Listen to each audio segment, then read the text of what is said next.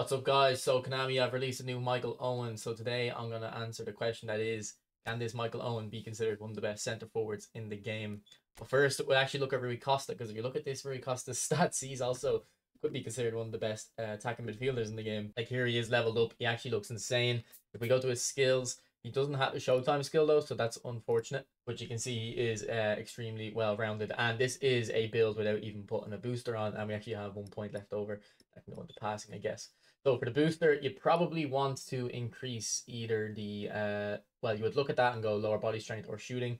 But you will be going for shooting just because if you do the lower body and then take that point off, you're losing out on that +3 on the speed. So keep the lower body at 11. And then if you put shooting on, you can get the finishing up to 91 and the curl to 96. But we're aiming for 90 finishing and 95 curl. And that means you actually have quite a lot of points left over. And with those points, you could try get that speed up higher. If you have certain managers, I don't know exactly which ones it is, but some of them give +1s boost to speed. So then you're hitting the 90 threshold there. And I talk about how speed really isn't that important for attackers in the game, just the way that, like, every player can get caught up by any defender. But I think it is kind of important for whole players, because I think when the players are making runs off the ball, you can kind of notice the pace sometimes. And he is a whole player, so he's going to be making a lot of runs in behind. So if the final build, I'd probably go for something like this and put shooting on. Obviously, there's other shooting skills you could put on. Free kick taken would be doing like a similar purpose essentially, and then we get extra passing and stuff. But that passing is overkill, so you don't really need more than 88 on the low pass. But in my opinion, anyway. But the lofted pass, you would want that higher. Ideally, but again, he is a whole player, so I don't think that you're going to be too concerned about his passing. It's more his dribbling ability that you're going to be looking at. But I just want to compare him real quick to other attacking midfielders that came out recently, because I really think Konami have been releasing insane attacking midfielders as of late. It's like one position that they've really not held back on. See if we can find another example. Yeah, like even Nedved here, look at those crazy well-rounded stats. And then Platini, this isn't an ideal Platini build. I did do a video for him dedicated, so if you have that guy, for this guy, check it out. But they really seem to be making attacking midfielders crazy at the moment. So I do think Rui Costa will be a very good player in the game. But if you're looking at this Rui Costa and thinking, oh, I can't miss out on an AMF with these stats, I really wouldn't be worried, because I'd say next week or the week after we're going to get another AMF with these type of stats. So unless Rui Costa is a player you like in real life a lot, and you're looking for an AMF, I'd probably skip this until you get a player that you would like in real life. Maybe you like Platini or Nedved, but you'd be pretty old if you like Platini. So for the skills, he does start off with a good bunch. You can see that double touch and soul control, so we're definitely going to recommend flip flap on him for the level 3 double touch. Unfortunately, he only has high weak foot accuracy. I think, like, how good AMFs are at the moment. I mean, if you look at that Platini has very high weak foot. So that is a bit of a detriment to the card. And I think it is pretty important for whole players, because when they make the run, you don't know which side they're going to be running on. It could be the left or it could be the right. It's not too much of an issue, though, because of his very high curl. He does have 96 curl, so you can kind of curl it very well if he's on the right side, let's say, because he is right-footed. Obviously, you won't be able to go outside and hit it with the left as strong as you would like, but, very good dribbling, very, very good tight possession, very good curl. You can cut in quickly and hit a good finesse shot. And then also, he does start with outside curler as well. So I'd say this guy's outside curlers are amazing, because he's got really, really good finishing and pretty much the best curl in the game. I don't think you can get much better than 96. For the other skills, I would recommend, I would probably go for, it's a toss-up between long-range shooting and first-time shot, but the more I think about it, I would say first-time shot, because as a whole player, he's going to get in the box more often. And it's such a crutch. The way you score a lot of goals in this game is first-time shots, so definitely put that on him. I'd probably go for weighted pass as well. Although, because passing isn't as important on whole players, maybe you could sacrifice that weighted pass for long-range shooting. Another skill I'd recommend is cut behind and turn. Actually, Marseille turn wouldn't be too bad either. I usually recommend Marseille turn on wide players, but like I said, he's a whole player, so he could be kind of drifting out when he's running behind to the side. And if you want to do a Marseille turn into a finesse shot or an outside curler, that could be pretty good. And then for the last skill, I have a toss-up between two skills. It's either going to be fighting spirit or acrobatic finishing. So balance isn't extremely high, so acrobatic finishing probably would be very useful on him. But fighting spirit will kind of serve a similar effect, because fighting spirit isn't just about stamina. It's also when players are our defenders are near your player, it makes them not be as bothered by the opponent. So if your opponent is throwing you off balance, Fighting Spirit will help mitigate that effect. So it's a similar kind of concept to acrobatic finishing, to be honest. But it won't just apply to shooting; it'll apply to dribbling and passing too. But look, a very good player, but as I said, with the amount of good AMFs that are coming out, I'd probably not worry about missing out on Rui Costa. So now we're going to look at Batistuta. If I look at his build, for Batistuta, I don't think he screams out to me as a amazing player, just because like he just doesn't work for me anyway. He just doesn't work in the game. I know some people are going to think about like, oh, maybe I could score headers with him, but he's only 185 centimeters. On this build, he has decent jump, but we did invest 6 points into it. He has 271 jump height. Let's just look at a random centre back GP version like Van Dijk and see Van Dijk's jump height. Now remember, this is actually, we can look at two versions. We'll look at a special version and a GP version. So you can see on the auto allocate on the GB version, Van Dijk has 278 jump height, and then on this one, is it the aerial fourth one as well? This one has 283, so just a little bit better. Oh, no, actually, that's 5 centimeters better. So look, Batistuta isn't going to be, pretty dominant in the air, in my opinion. I went for a double striker's instinct, and it's really just because you put the most points into shooting and dexterity. So if we can get the finishing and offensive awareness up higher, and also it'll do acceleration as well, we can redistribute those points elsewhere. If so, what I was saying about him not being too dominant in the air, I do have a different build. So if you kind of would agree with me there, and he's not going to be great in the air, you can just put a little bit more dribbling on, and he might be a little bit more nimble there. Like, he has okay balance. Like, it's not going to make him nimble, but it'll make him usable. Like, I think if you liked Batistuta in real life, this is a card that will do him justice, and like he will be at a good enough level. I'm just more wary of him for people who don't have a personal attachment to him and are wondering if he is kind of an elite tier striker. So I definitely say no to that, but I always kind of try to give my recommendations based on people who have no attachment to these cards, and then if you have an attachment, it's your personal decision if you go for the card or not. For the skills, I'd go for double touch, cut behind and turn, true passing, super sub, and outside curler.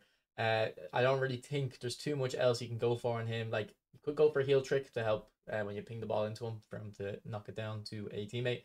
Obviously, a lot of people are going to recommend one touch pass, but I really don't think that is necessary on strikers. If you want to know why, watch the video. I'll try to remember that. I think it'll be up there actually on why it's a tutorial on 1-2 passes, but it shows why you don't actually need one touch pass on your strikers. Just a point about the outside curler though, it's not going to be extremely effective because of the 74 curl. But the thing about outside curler is it's kind of like a I don't know if I'd say a broken animation. It's an animation that's pretty consistent. Like, you don't actually have to have good curl to score them. Obviously it helps, and you can kind of put them in the top corner more with the high curl. But it will get you out of some sticky situations. Like, I think I'd rather, if we just have a look at his card there, he has high weak foot. So I'd rather hit a outside curler with a player with 74 curl than on a weak foot finesse shot with his left foot without the very high weak foot. If you had the very high weak foot, I wouldn't be recommending outside curler. Okay, so the kind of point of the video, Michael Owen. It is a Real Madrid version, and one reason I think Michael Owen is considered one of the best strikers, or a lot of people are interested in him, is that very high weak foot, mixed with how nimble and fast he is. He can weave in and out onto either foot, so he does look pretty good in that regard. At least he kept his very high weak foot. And then stats wise, this is the build I went for. I went for agility on the booster.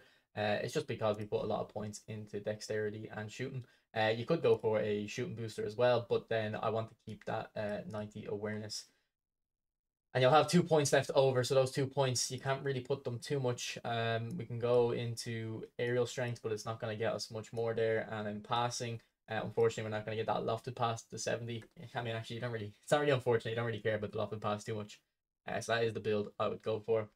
For his skills, he actually has an interesting start to the skills. He does have soul control, so I would be putting double touch and then flip flap on him, of course, especially because he has that very high weak foot.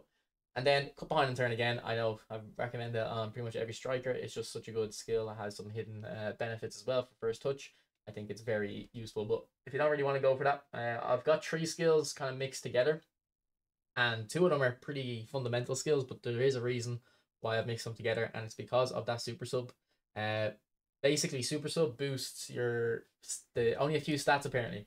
It's been tested. I think I found it on Reddit a while ago. Apparently, super sub only boosts finishing, acceleration, and defensive awareness. And based on my experience with Michael Owen, remember the 50 player pack we got with Michael Owen? He was so good as a super sub because he has good stats in those areas. So the way it works, in my opinion, from playing the game is when you make a pass, the way a pass is calculated, it isn't just your player's passing stats and the player's intercepting, defender's interception stats. It's also the person who is on the end of the ball to receive the pass. So if the player on the end of the ball is really fast, the game will kind of sometimes punish the defender and let it go through to the attacker, and if he has high awareness as well. I've talked about that in my How to Train Attackers guide. I think definitely talked about it before.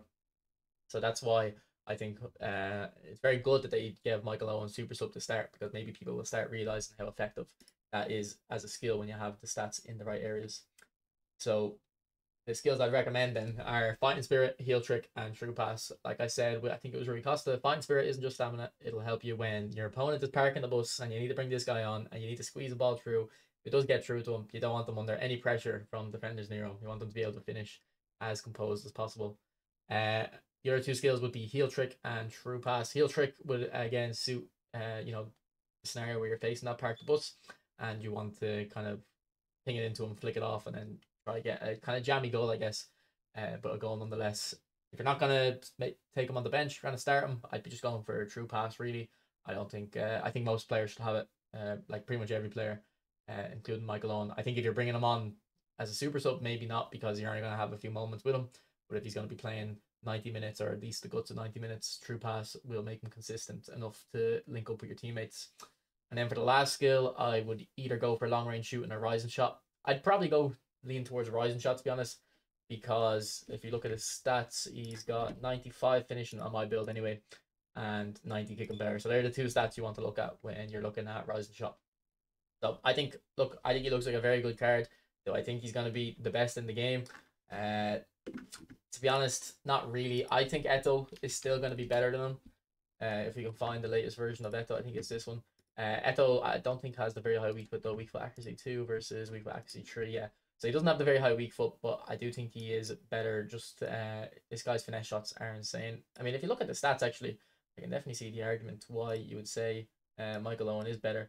Actually, do you know what? I think I'm wrong on that. The reason I had Michael Owen in my head was just because he has got decent curl for a striker, 81 curl, which usually most strikers don't have. But actually, Michael Owen has it too. So Michael Owen's finesse shots are going to be good. If we look at the version of Michael Owen I have, this one, yeah, look at this one's curl. This one's curl's really bad. So that's kind of what I was basing it on there a little bit. But yeah, no, actually, with that curl, this Michael Owen should be one of the best strikers in the game. He does start with outside curler as well, so those I don't know if 82 curl is gonna make him elite tier outside curlers, like I mentioned. Top corner. The player I think about for that is the Bully Messi, the World Cup version. I love hitting outside curls with him. He's very effective with those. But yeah, Michael Owen looks very good. Let me think. Is there any other strikers? So I'd say Romario would be the only one that hasn't come out yet that should have a better card soon. But this is an older Mario card. Obviously, it's only a single booster as well. Let's compare him to this version of Romario and see if we can kind of estimate who would be better. I think on these stats, actually, no, we want one more finishing. I think on these stats, who's better? Pretty identical, to be honest. Michael Owen has a bit more acceleration, but he has worse balance. But Romario is a fox in the box. So I think playstyle wise, Goal Poacher is better than Fox in the Box. I guess this Michael Owen, you could say, marginally beats Romario. Romario has aura though. Don't ever discount the aura, player ID and stuff. But I would say the next version of Romario that comes out would then again be better than this version of Michael Owen. So if you want to wait for the best striker in the game, I probably would just wait for Romario. I don't think there's gonna be many strikers that are better than him, and particularly if they decide to make this next Romario Goal Poacher, probably won't. Because then I think there'd be actually zero reason for it to use any other striker than Romario. I mean, unless you spam crosses like Ben Nassib, then you might want someone else. But it's a decent pack overall. I'm going to give it a skip. I was actually in eFootball Universe's stream for a few minutes earlier, and he put up a poll, and it looked like, I think it was 62% of people said they didn't spin for this pack, which is actually a bit surprising. I thought Michael Owen would draw a few more people, but I think people are a bit hesitant on this Michael Owen. Or maybe not hesitant on Michael Owen, but the players alongside him. Anyway, thanks for watching. Bye.